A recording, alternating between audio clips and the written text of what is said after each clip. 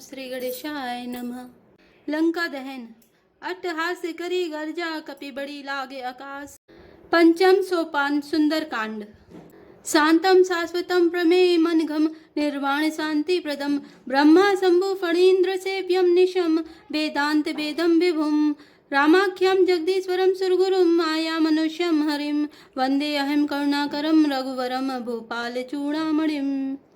शांत सनातन अप्रमेय प्रमाणों से परे निष्पाप मोक्ष रूप परम शांति देने वाले ब्रह्मा शंभु और शेष जी से निरंतर सेवित, वेदांत के द्वारा जानने योग्य सर्वव्यापक, देवताओं में सबसे बड़े, माया से मनुष्य रूप में दिखने वाले, समस्त पापों को हरने वाले, करुणा की खान, रघुकुल में श्रेष्ठ तथा राजाओं के शिरोमणि राम कहलाने वाले जगदीश्वर की मैं वंदना करता हूँ। नान्या स्पृहा रघुपते हृदय स्मदीये, सत्यम बदामी च भवान् निखिलांतरात्मा, भक्तिं प्रयच्छ रघुपुण्यव निर्भरम मे, कामादि दोष रहितम कुरु मानसम चा। हे रघुनाथ जी, मैं सत्य कहता हूँ और फिर आप सबके अंतरात्मा ही हैं, सब जानते ही हैं कि मेरे हृदय में दूसरी कोई इच्छा नहीं है। हे रघुकुल श्रेष्ठ, मुझे अपनी निर्भरा पूर्ण भक्ति दीजिए और मेरे मन को काम आदि दोषों से रहित कीजिए।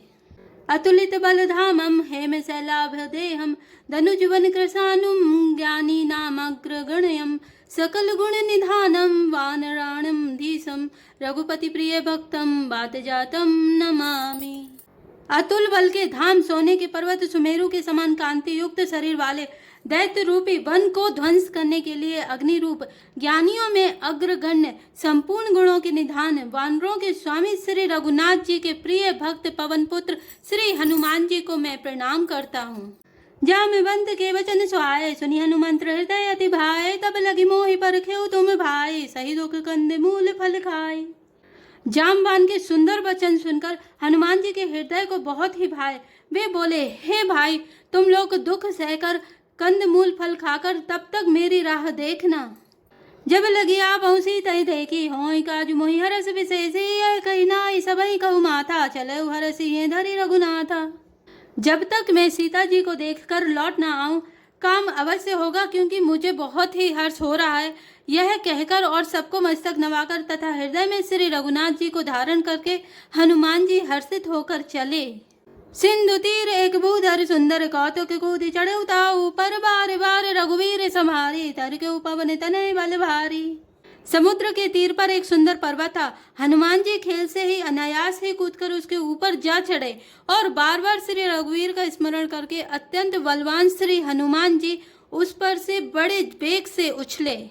जय गिरिचरण देई हनुमंता, चले उसोगा पाताल तुरंता, जिमि अमोघ रघुपति कर बाना, एहि भांति चले हनुमाना। जिस पर्वत पर हनुमान जी पैर रखकर चले, जिस पर से वे उछले, वह तुरंत ही पाताल में धंस गया। जैसे श्री रघुनाथ जी का अमोघ बाण चलता है, उसी तरह हनुमान जी चले। जल निधि रघुपति दूत विचारी, तय मैना के होई श्रमहारी। समुद्र ने उन्हें श्री रघुनाथ जी का दूत समझकर मैनाक पर्वत से कहा कि हे मैनाक, तू इनकी थकावट दूर करने वाला हो, अर्थात अपने ऊपर इन्हें विश्राम दे। हनुमान तेहि पर सा रामा, कर पुनि कीन प्रणाम सिया रामा, राम काजु कीन्हे बिनु रामा, मोहि कहाँ विश्राम सिया रामा, दीन दयाल बिरधु संभारे, हरौ नाथ मम संकट भारी। हनुमान जी ने उसे हाथ से छू दिया, फिर प्रणाम करके कहा, भाई, श्री रामचंद्र जी का काम किए बिना मुझे विश्राम कहाँ। जात पवन सुत देवन देखा, जाने कहु बल बुद्धि विशेषा, सुरसाना में अहिन के माता, पठे आय कहते ही बाता। देवताओं ने पवन पुत्र हनुमान जी को जाते हुए देखा। उनकी विशेष बल बुद्धि को जानने के लिए परीक्षार्थ उन्होंने सुरसा नामक सर्पों की माता को भेजा। उसने आकर हनुमान जी से यह बात कही, आज सुरन मोहिदीन आहारा, सुनत बचन कहे पवन कुमारा, राम काजु करी फिर मैं आवो, सीता कई सुधि प्रभु ही सुनावो। आज देवताओं ने मुझे भोजन दिया है। यह वचन सुनकर पवन कुमार हनुमान जी ने कहा, श्री राम जी का कार्य करके मैं लौट आऊं और सीता जी की खबर प्रभु को सुना दूं। तब तब बदन बैठी हूँ आई, सत्य कहूँ मोहि जाने दे माई, कब नेहु जतन दे नहीं जाना, ग्रससी न मोहि कहु हनुमाना। तब मैं आकर तुम्हारे मुंह में घुस जाऊंगा, तुम मुझे खा लेना। हे माता, मैं सत्य कहता हूँ, अभी मुझे जाने दे। जब किसी भी उपाय से उसने जाने नहीं दिया, तब हनुमान जी ने कहा, तो फिर मुझे खा न ले। जो जन भरी तेहि बदन उपसारा, कपि तनु कीन दुगुन विस्तारा, सो रह जो जन मुख तेहि ठयऊ, तुरत पवन सुत 32 भयऊ। उसने योजन भर 4 कोस में मुंह फैलाया, तब हनुमान जी ने अपने शरीर को उससे दूना बढ़ा लिया। उसने 16 योजन का मुख किया। हनुमान जी तुरंत ही 32 योजन के हो गए। जस जस सुर सा बदन बढ़ावा, तासु तूने कपि रूप दिखावा, 7 योजन तेहि आनन कीना, अति लघु रूप पवन सुत लीना। जैसे जैसे सुरसा मुख का विस्तार बढ़ाते थे, हनुमान जी उसका दूना रूप दिखलाते थे। उसने 100 योजन 400 कोस का मुख किया, तब हनुमान जी ने बहुत ही छोटा रूप धारण कर लिया। बदन पैठी पुनि बाहिर आवा, मागा विदाताहि सिरुनावा, मोई सुरन जहि लागे पठावा, बुद्धि बल मरमु तोर मैं पावा। और वे उसके मुख में घुसकर तुरंत फिर बाहर निकल आए और उसे सिर नवाकर विदा मांगने लगे। उसने कहा, मैंने तुम्हारे बुद्धि बल का भेद पा लिया, जिसके लिए देवताओं ने मुझे भेजा था। राम काजु सब करे हऊ रामा, तुम बल बुद्धि निधन सिया रामा, आशीष दे गई सो रामा, हर्ष चले हनुमान सिया रामा, दीन दयाल बिरधु संभारे, हरौ नाथ मम संकट भारे। तुम श्री रामचंद्र जी का सब कार्य करोगे, क्योंकि तुम बल बुद्धि के भंडार हो। यह आशीर्वाद देकर वह चली गई। तब हनुमान जी हर्षित होकर चले। निश्चरिये कि सिंधु महुराई, करी माया नभु के खग गए, जीव जंतु जे गगन उड़ाही, जल बिलो की तिनके परिछाई। समुद्र में एक राक्षसी रहती थी। वह माया करके आकाश में उड़ते हुए पक्षियों को पकड़ लेती थी। आकाश में जो जीव जंतु उड़ा करते थे, वह जल में उनकी परछाई देखकर गह इच्छा सकसो न उड़ाही, यही विधि सदा गगन चर खाई, सोई छले हनुमान कह कीना, तासु कपटु कपि तुरत ही चीना। उस परछाई को पकड़ लेती थी, जिससे वे उड़ नहीं सकते थे और जल में गिर पड़ते थे। इस प्रकार वह सदा आकाश में उड़ने वाले जीवों को खाया करती थी। उसने वही छल हनुमान जी से भी किया। हनुमान जी ने तुरंत ही उसका कपट पहचान लिया। ताहि मारी मारुत सुत बीरा, वारिधि पार गयौ मति धीरा, तहाँ जाय देखी बन शोभा, गुंजत चंचरीक मधुलोभा। पवन पुत्र धीर बुद्धि वीर हनुमान जी उसको मारकर समुद्र के पार गए। वहां जाकर उन्होंने वन की शोभा देखी। मधु पुष्प रस के लोभ से भौरे गुंजर कर रहे थे। नाना तरु फल फूल सुहाए, खगमग वृंद देखी मन भाए, शैल विशाल देखी एक आगे, तापर धाय चढ़े भय त्यागे। अनेकों प्रकार के वृक्ष फल फूल से शोभित हैं। पक्षी और पशुओं के समूह को देखकर तो वे मन में बहुत ही प्रसन्न हुए। सामने एक विशाल पर्वत देखकर हनुमान जी भय त्याग कर उस पर दौड़कर जा चढ़े। उमा न कछु कपि के अधिकाई, प्रभु प्रताप जो काल ही खाए, गिरि पर चढ़ी लंका तेहि देखी, कहीं न जाय अति दुर्ग विशेषी। शिव जी कहते हैं, हे उमा, इसमें वानर हनुमान की कुछ बड़ाई नहीं है।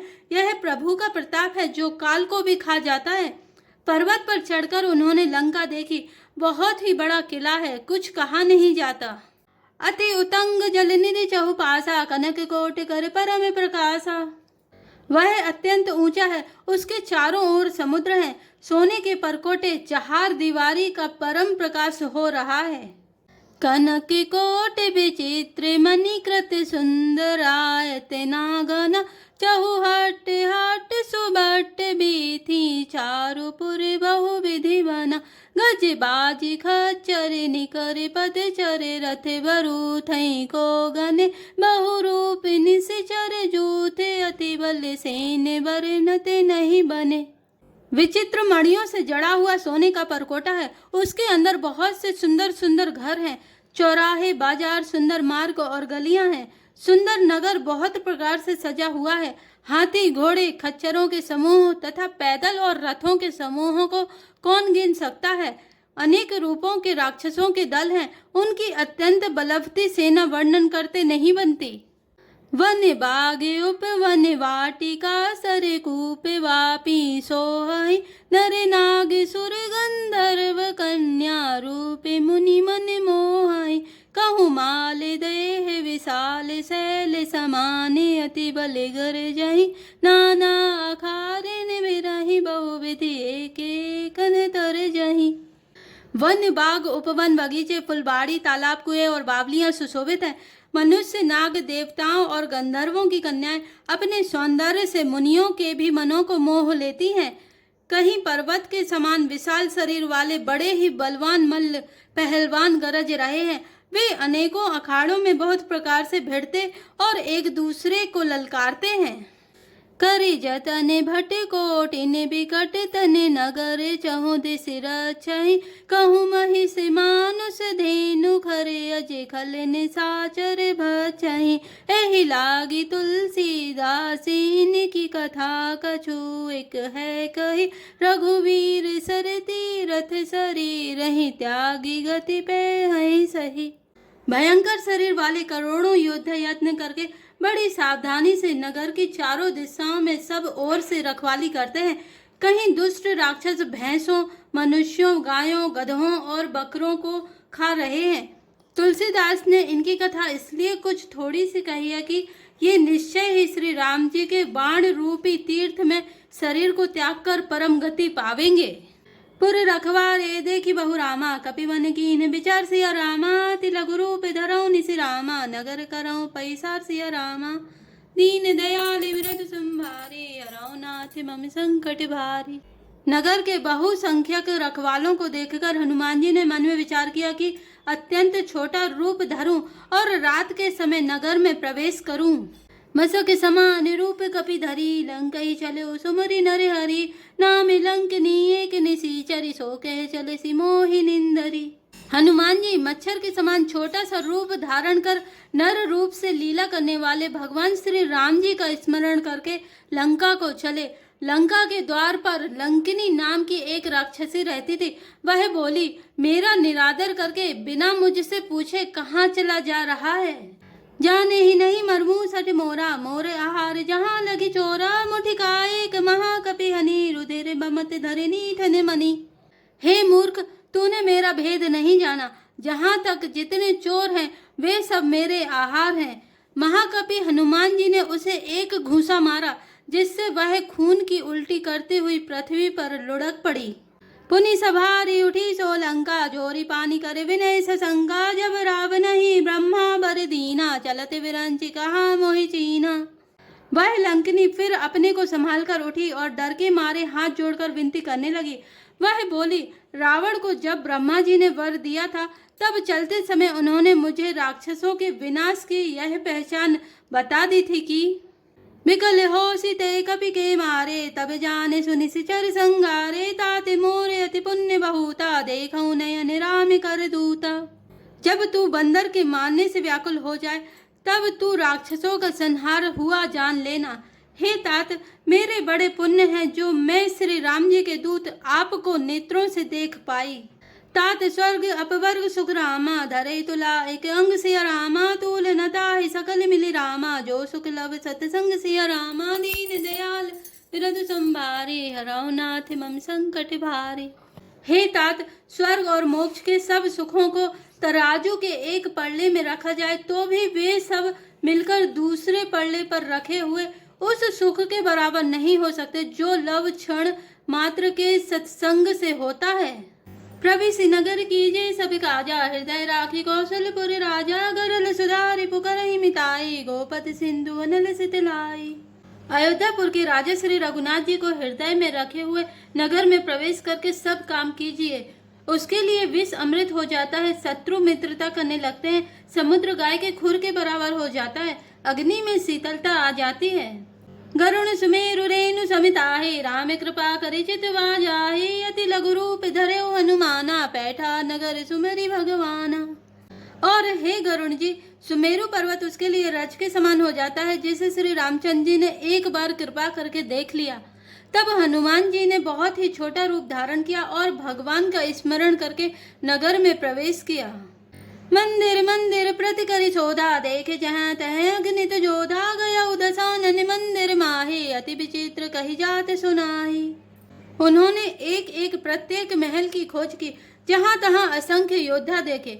फिर वे रावण के महल में गए। वह अत्यंत विचित्र था जिसका वर्णन नहीं हो सकता। शयन किए देखा कपिते ही मंदिर महु न देख वे देही भवन एक पुनि देख सुहावा हरि मंदिर तह भिन्न बनावा। हनुमान जी ने उस रावण को शयन किए देखा, परंतु महल में जानकी जी नहीं दिखाई दी। फिर एक सुंदर महल दिखाई दिया, वहां उसमें भगवान का अलग मंदिर बना हुआ था। रामायुध अंकित ग्रह रामा, शोभा भरिनी न जाई सिया रामा, तब तुलसी का वृंद तह रामा, देखी हरस कपिराई सिया रामा, दीन दयाल तुरंत संभारे, हरौ नाथ मम संकट भारी। वह महल श्री राम जी के आयुध धनुष बाण के चिन्हों से अंकित था। उसकी शोभा वर्णन नहीं की जा सकती। वहां नवीन नवीन तुलसी के वृक्ष समूहों को देखकर कपिराज श्री हनुमान जी हर्षित हुए। जय श्री राम, जय जय हनुमान।